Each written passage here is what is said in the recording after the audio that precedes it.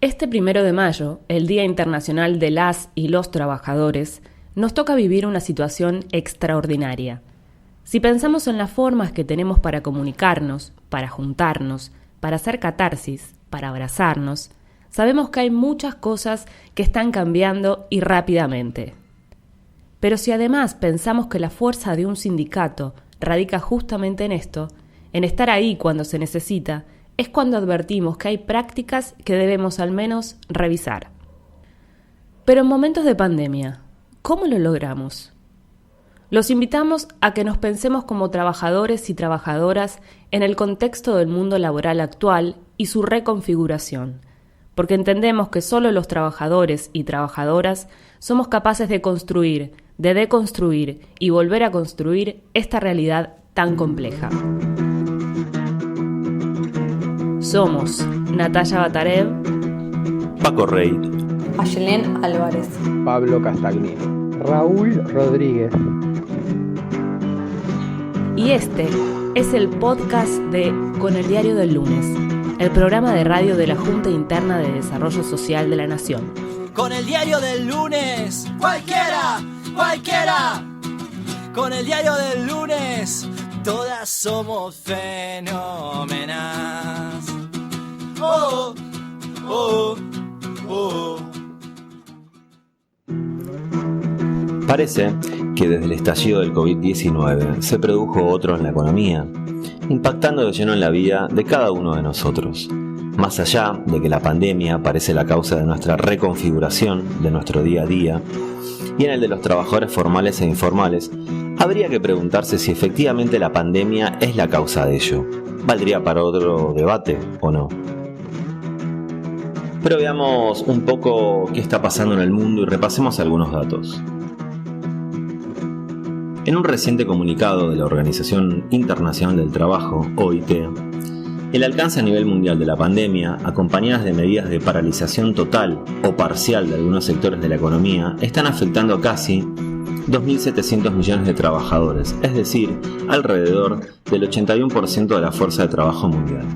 A su vez, de acuerdo a proyecciones de la Comisión Económica para América Latina y el Caribe, CEPAL, la actividad económica regional sufrirá una caída del Producto Bruto Regional de 5.3% en 2020, caída de magnitud comparable a la de la Gran Depresión de 1930 o la de 1914, entrando en la Primera Guerra Mundial. Se observa cómo se habilitan formas más flexibilizadoras de futuras contrataciones y se institucionalizan las ya presentes. Con la emergencia del teletrabajo, el e-commerce, lo que en algún momento se conceptualizó como la uberización del trabajo. Al modificarse el mundo laboral, aflora la emergencia de nuevas organizaciones y formas de lucha. Recordemos que el pasado 22 de abril, los trabajadores repartidores de Globo, Rappi y Pedido Ya, entre otras empresas de repartos a domicilio, realizaron un paro general internacional por 24 horas, reclamando un aumento salarial del 100%, denunciando su precariedad laboral agravada por el COVID-19. Glovers Unidos, una de las agrupaciones que lanzó el paro, reconoció que la convocatoria tuvo mucha repercusión en medios y redes sociales, pero no logró adhesión entre los trabajadores por la situación crítica y la necesidad del día a día.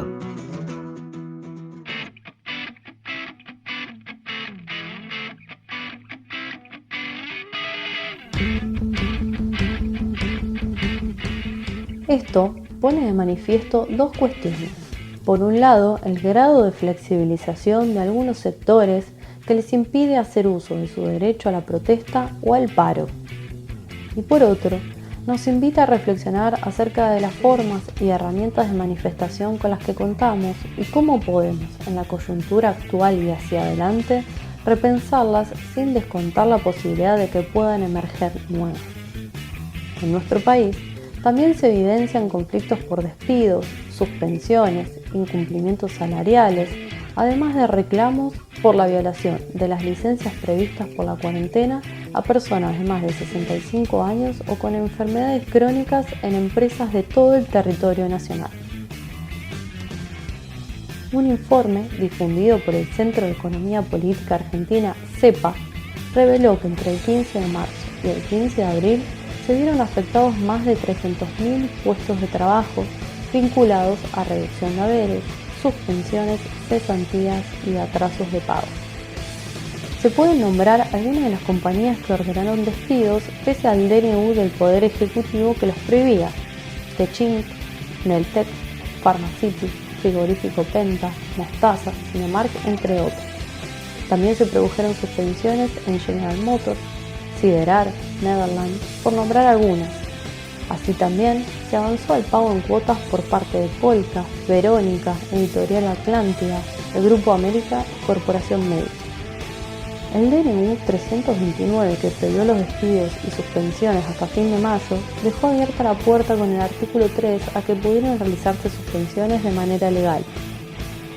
El reciente acuerdo entre la Unión Industrial Argentina, UIA, con la Confederación General del Trabajo, CGT, de una rebaja salarial de hasta el 25% para los trabajadores que sean suspendidos por el cierre de las empresas debido al aislamiento obligatorio, parece ir en este sentido. Las empresas a su vez se comprometieron a no efectuar despidos durante la vigencia del acuerdo. Petroleros, UOM, Esmata, Comercio, entre otros gremios, ya habían pactado rebajas de hasta un 30%. A su vez, el gobierno pagará el 50% del salario neto de los trabajadores del sector privado de cualquier tipo de empresa hasta 800 empleados. Esto tiene como beneficiarios aproximadamente un universo de más de 1.600.000 trabajadores de más de 158.000 empresas, que recibirán el pago del salario complementario.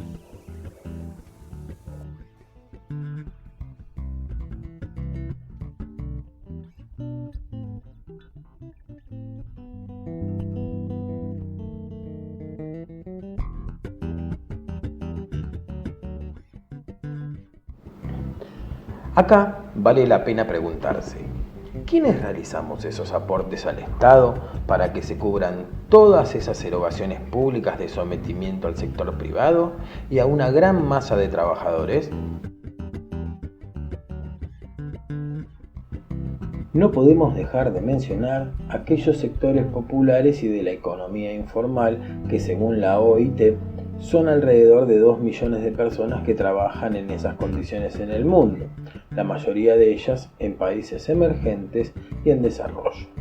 Por un lado, están mayormente expuestos a la infección por el virus, y otro, se ven afectados directamente por las medidas de confinamiento, como las y los recicladores de desechos, vendedores ambulantes, camareros, obreros de la construcción, trabajadores del transporte y trabajadores domésticos.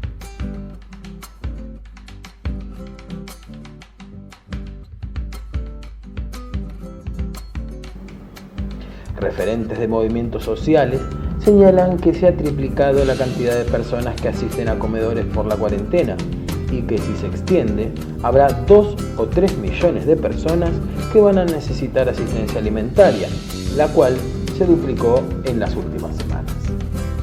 La pandemia también puso en manifiesto la importancia del trabajo de prestación de cuidados, el cual es realizado mayormente por mujeres, ya sea remunerado como el no remunerado. Creemos también que es una buena oportunidad para priorizar las inversiones en los sectores sanitario y de prestación de cuidados.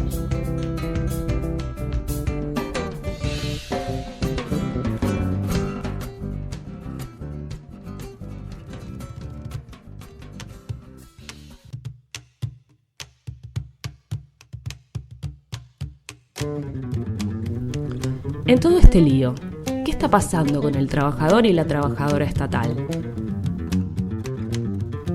La realidad de las y los trabajadores estatales, claro que no escapa a este contexto que nos atraviesa.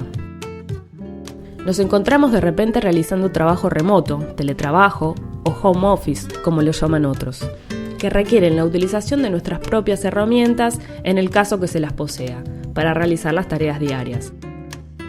Computadoras, tablets o celulares, en algunos casos obsoletas y o en mal estado. Trabajar desde casa no es tarea sencilla, y más teniendo en cuenta que se debe lidiar con el uso compartido de las herramientas laborales, como si también del espacio de trabajo o estudio. Así es que habitaciones, comedores y cocinas se transforman en oficina y aulas. Las cuentas de conexión a Internet y telefonía son abonadas por el propio trabajador. Los límites entre la vida privada y laboral del trabajador se encuentran al menos desdibujados. Muchas veces olvidamos horarios y días en los que nos corresponde realizar nuestras tareas. Incluso hemos llegado a olvidar los feriados. A su vez, también algo quedó del otro lado. Los destinatarios de las políticas públicas con las cuales trabajamos día a día. Estas nuevas formas más rápidas y eficientes de conectarnos, ¿nos acercaron o nos alejaron aún más? ¿Cómo transitamos esta etapa sin romper la red social cotidiana que claramente no es la virtual? La red entre trabajadores y aquellas organizaciones o personas con las cuales veníamos trabajando. Esto mismo está afectando a la docencia y a estudiantes, que de un día a otro tuvieron que readaptar sus formas a la virtual, con todo lo que ello implica. También el garantizar acceso a computadora, internet, conectividad y espacio adecuado para el estudio y enseñanza.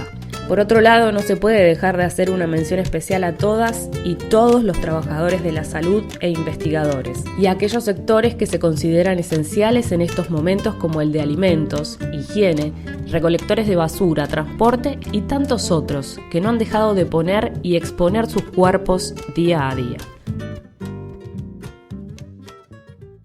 Ahora bien,